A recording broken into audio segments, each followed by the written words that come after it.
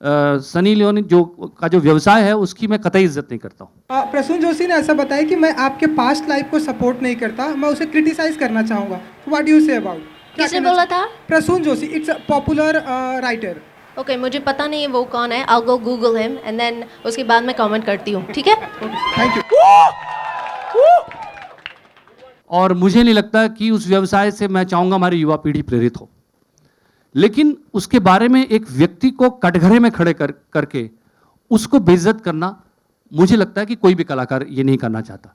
लेकिन इसका ये मतलब नहीं लगाया जाना चाहिए कि हम कोई कल को उसी लॉजिक से आप कल को कहेंगे कि ये तो एक ड्रग डीलर है, इसका व्यवसाय है, उसको उसका पर्सनल काम है, तो शायद मैं उसकी इज्जत ना करूं, मैं उस व्यवसाय की इज्जत ना करूं और कहूं कि तुझे ये व्यवसाय नहीं करना चाहिए, पर वो उसका पर्सनल मामला है।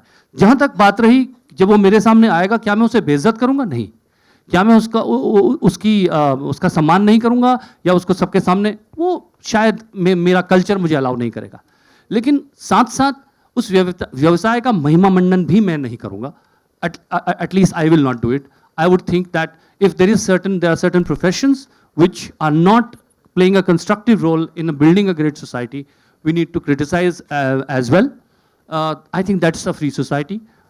People have choices to make, but if their choices are not great, those also needs to be criticized. I think somewhere we have to draw a fine line. It's not such a black and white subject. Sunny on your centre. Sunny, 2 दिन पहले popular writer Prasoon Joshi ने ये कहा कि मैं आपके past life को support नहीं करता और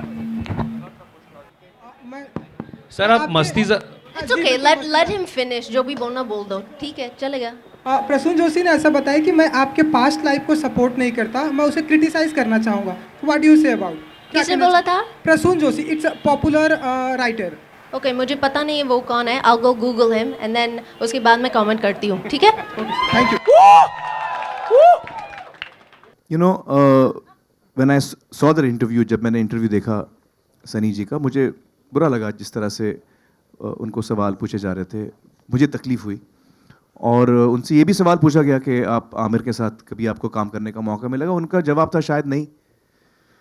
वो बात भी मुझे लगा कि नहीं, ऐसा क्यों कह रही हैं वो।